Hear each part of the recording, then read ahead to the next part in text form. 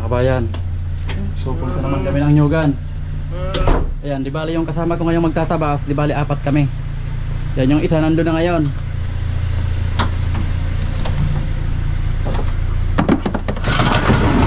Yan yung hagdan na lang sa mga ibaba mo. Tapos yung fiber sam ipatong mo doon. Yan, 4 na kami para medyo marami-rami naman yung matabasan. Yan, ito yung uling ko mga kabayan, oh. May kumuha na dyan 3 yung naka-stack doon sa kabila. Yan, kasi pag ilalabas kasi yan dito mga kabayan, dalhin ng bayan, bawal kasi hindi naman talaga nila alam kung saan galing yung kahoy na to. Kahit galing lang yung sa Nyugan, maliliit na kahoy, siyempre pag nasa labas na hindi na nila alam kung saan galing yan, kaya hinuhuli. Yan, pwede naman mga kabayan kukuha daw ng permit. Kaso ang gagawin ko, yung gusto na lang bumili dito, hindi ko na ipapadeliver. Yan, kasama ko si Mrs. Saka si Coco, kasi kahol ng kahol pag wala kami. Yan, paalis na kami mga kabayan. Grabing init ngayon. Yan si Coco, papakarga. Alam na alam niya mga kabayan pag paalis na.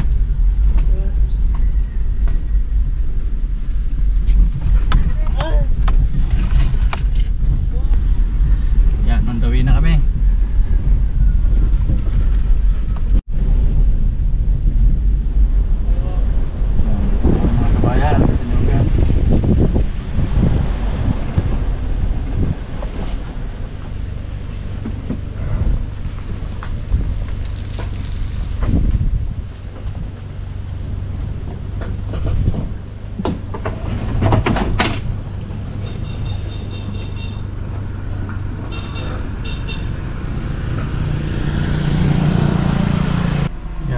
Mga kabayan, ayan mga kabayan, sinusunog na paunti-unti nung kasama namin.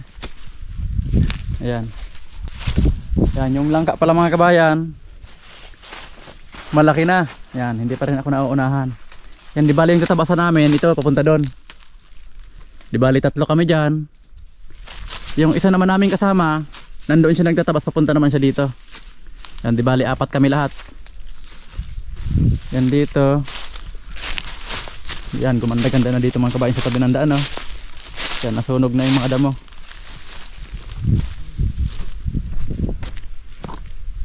Yan.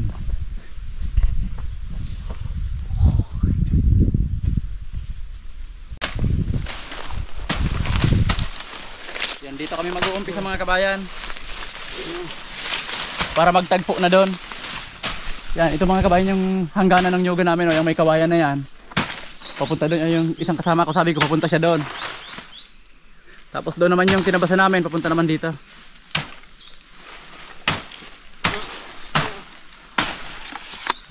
Naging init mga kabayan. Lalo na pag naka-jacket. Kaya ako ganito na lang nilalagay ko. Kasi pag naka-jacket ako parang hindi ako makahinga, hindi ako sanay mga kabayan. Ngayon, maaga pa ngayon mga kabayan, oh. Magka-alas 9 pa lang. Grabe na.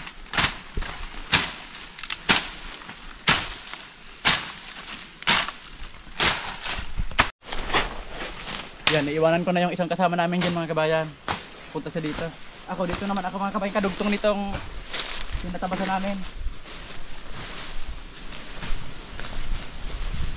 Dito malapit lang yan mga kabayan, oh, dyan. Saka dito.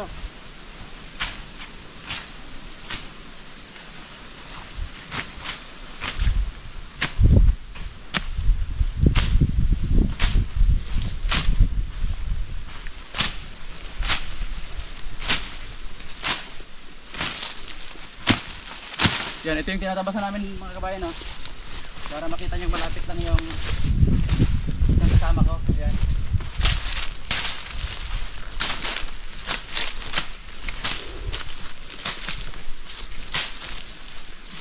Yan. Dito ako mga kabayan mag-uunti-unti. Yan, tutulong din ako sa kanila. Kasi wala naman ako ginagawa. Sisam ng mga kabayan doon naman sa kabila. Yan, para pag nagtagpo-tagpo yung tinatabasan namin, malawak na. Yan, tapos ito mga kabayan, kahoy na malapit sa kalsada katulad niyan, hindi na namin puputulin to para kahit paano nakakaharang.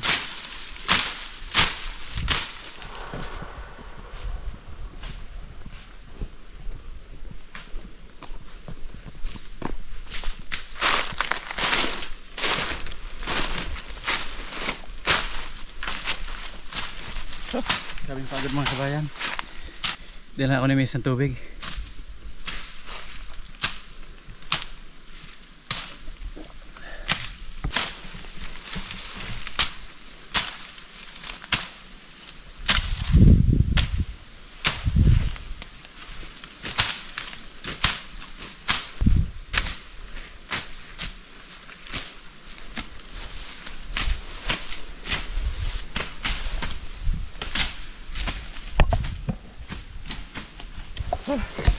Grabe talagang init mga kabayan.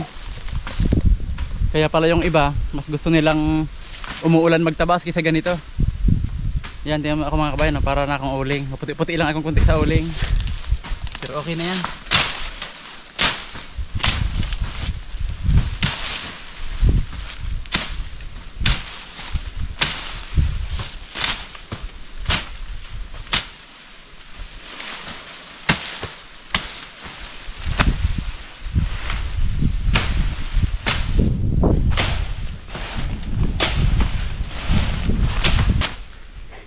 Talim ng itak ko mga kabayan, bago to.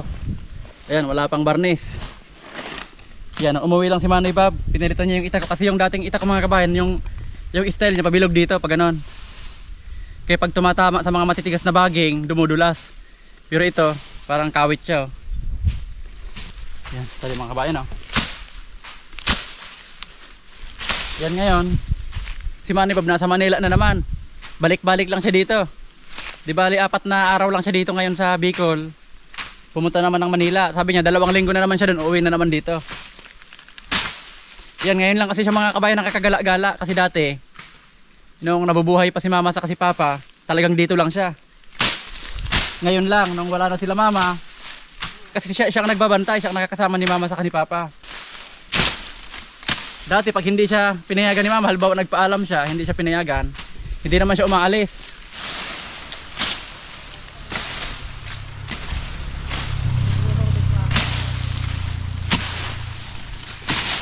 Talim mo.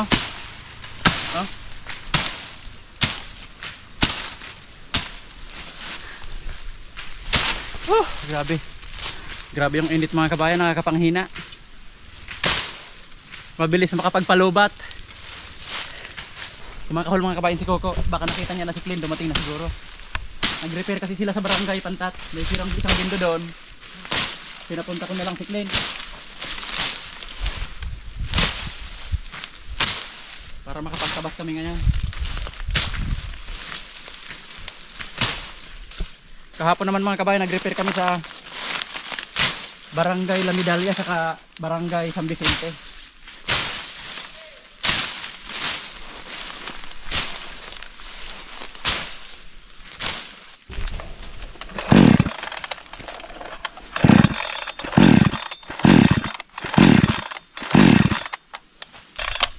Ayaw na umandar mga kabayan. Na-stuck kasi, baka na lunod. Pero umandar pa lang to kanina mga kabayan eh. Yan, kasi mga kabayan, puputulin ko na yung mga kahoy na yan para makuha na nung mag-uuling. Kaso ayaw umandar.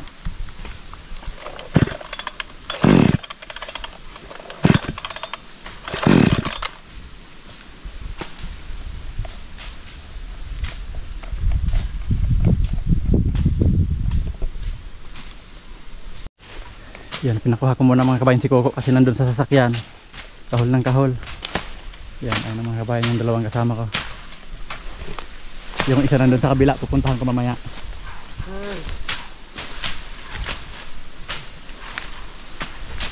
Yan, ako naman dito. Ayan. Saglit lang matuyo yan mga kabayan. Sobrang init. Yan, pag natanggal ko yung kahoy na yan, tagos na yan doon. Saka dito.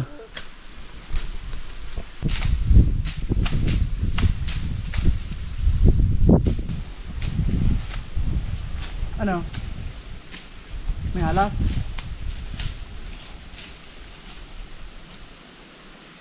Babuyog. Ayun o. Yan, dito na ako pipis sa mga kabayan sa gilid ng kalsada. Papunta ako doon. Silang dalawa dito. Pag ganon, para magtagpo lahat ang tinatabasin namin.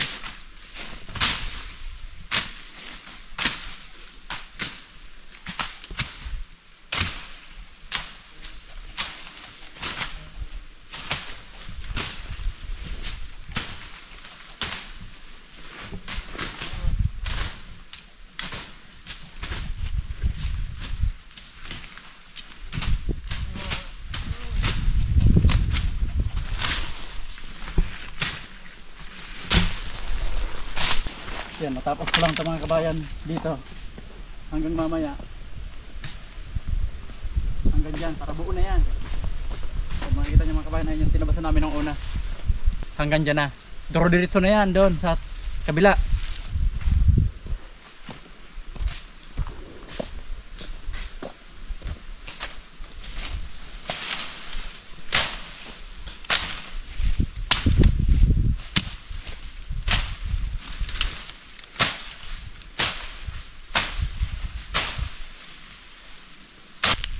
Grabe mga kabayan, wala pa siguro pa sa kalahating hektarya.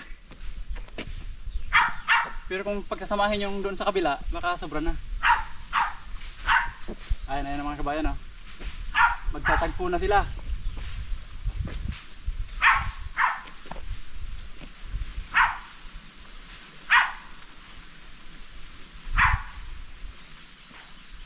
Kunti-kunti lang.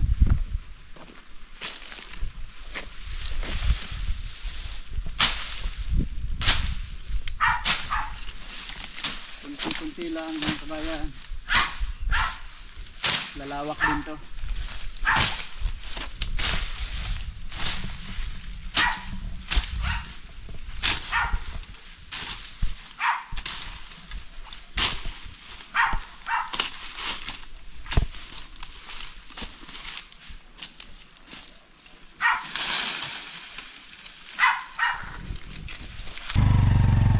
Yan, uuwi muna mga kabayan si Mrs. saka si Glenn, ayan.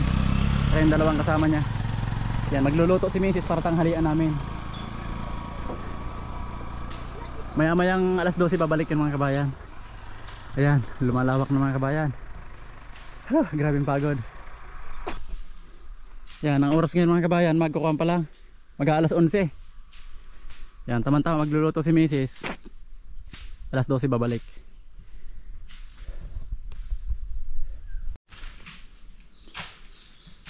Parang uulan mga kabayan, oh. Ang itim ng langit. Ayan, tapos kumukulog pa.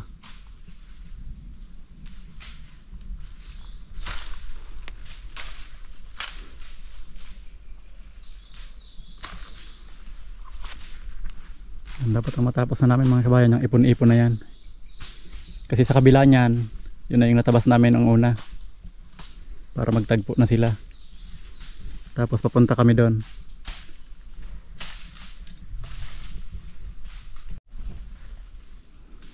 Ayan mga kabayan, yung isang kasama namin, oh. Nakapulot ng 2 nyog. Tapos si Sam, isa, ayan. Naupuan niya.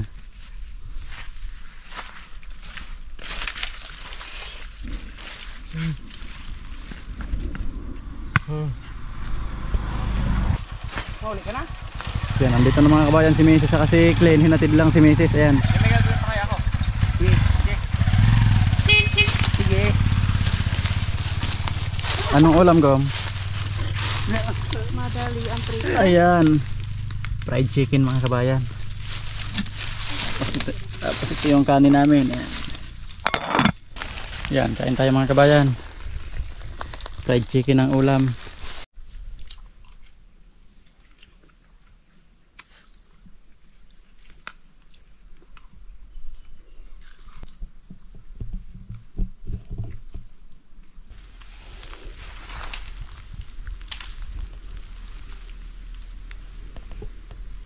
Hinga-hinga muna mga kabayan.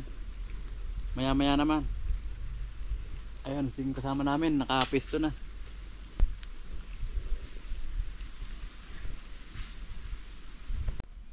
Yan mga kabayan.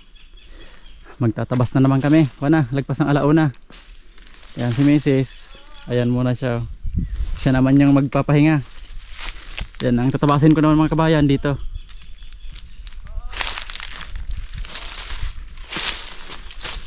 Ayan, ayun yung dalawa mga kabayan, oh. May ano? Parang hinuhuli mga kabayan yung dalawa.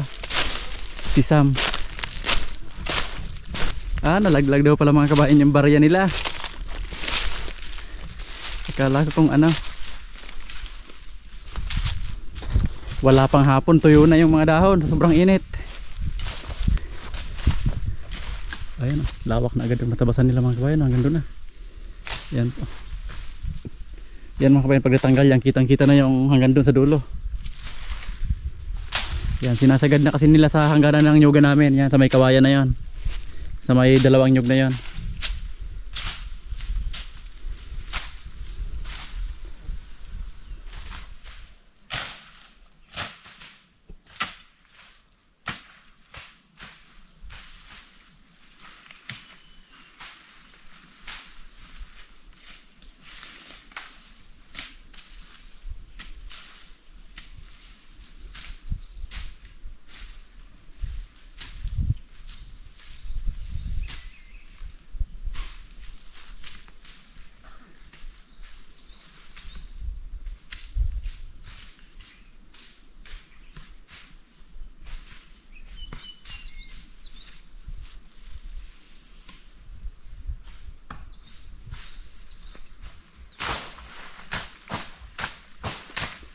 Mga tubli ini, Sam.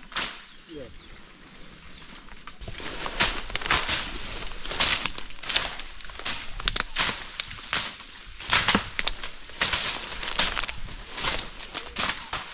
Puro bikal dito mga kabayan ah. Yung bikal. Yung baging na parang kawayan.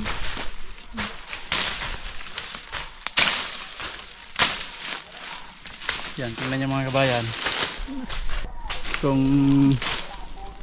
iisip-isipin, parang nakakatamad mga kabayan tabasan. Halos po na oh. Mataas-taas na rin na konti ang nyog. Ayan oh. Yan, pero yan na yung natatabasan namin mga kabayan. Halos 1/4 na hektarya na. Ngayong araw lang na to. Tapos yung doon sa kabila, malaki-laki na rin yan. Makita nyo, talagang gubat na gubat talaga oh. Simula siguro noon hindi pa natabasan to ano. Ayan yung dalawang kasama ko mga kabayan oh. Bukas makakalahating hektarya pa kami. Yan, bukas tuloy-tuloy kami mga kabayan kung sakaling walang masira sa bindo. Sa ngayon wala pa namang nagchat-chat dahil walang signal dito. Mamaya pagdating ko sa bahay malalaman kung may i-repair na naman bukas.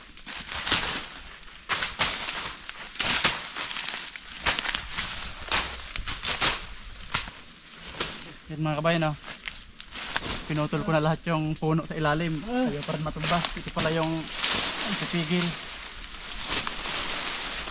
baging.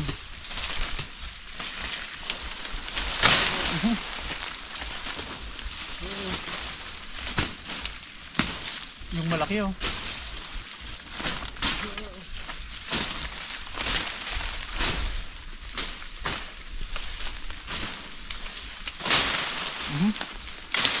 May malaking baging ngayon mga kabayan oh.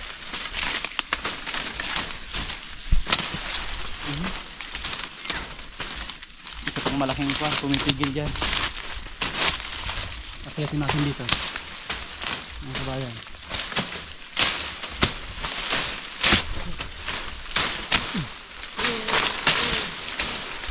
Ay! Masuk na mga kabayan.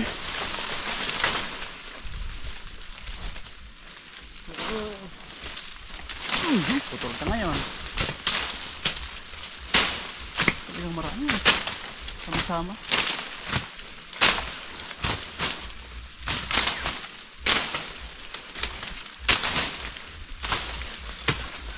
Ayan po, ang dami.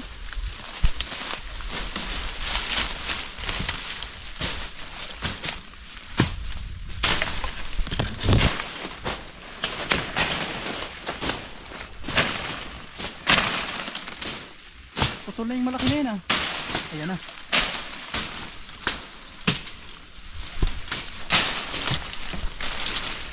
Okay. Bagsak ngayon. Ayan, siguraduhin ko dito mga kabayan na wala na talagang kwan. Baging na hindi na puputol para matuyo na.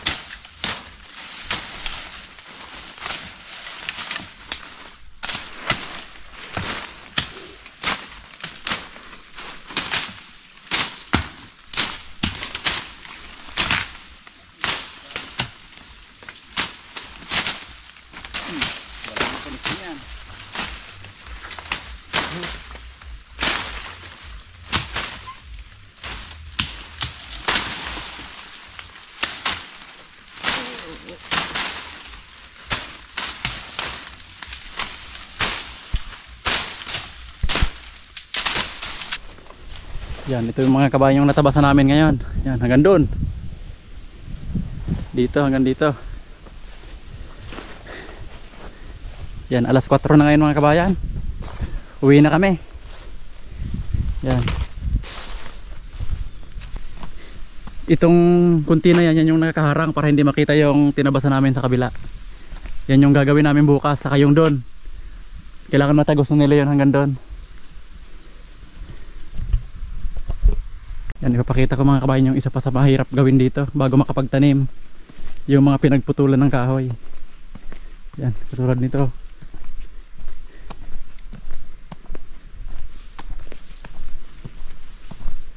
Ayan si Mrs. mga kabayan, magpapahinga doon. Yan, si Sam nandito.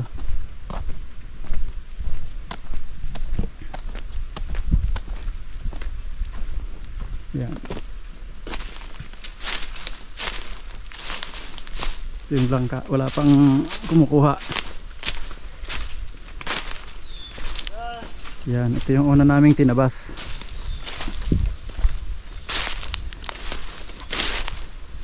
Ayan, ito yung nakakaharang para magtagpo yung tinabasan doon. Yan, ito mga kabayan yung isa pa sa mahirap tanggalin, no? Ito. Yan, kailangan matanggal yan bago. Yung mga ganitong maliliit lang. Ay, sinubukan ko dito mga kabayan, no? Yan, makikita nyo. Yan yung mga maliliit. Yan, katulad nito. Ayan, tatanggalin lahat yan mga kabayan bago makapag-umpisang magtanim. Kung anong itatanim dito, kailangan mawala yan. Yan, pauwi na kami mga kabayan. Hanggang dito na lang po. Maraming salamat sa panonood.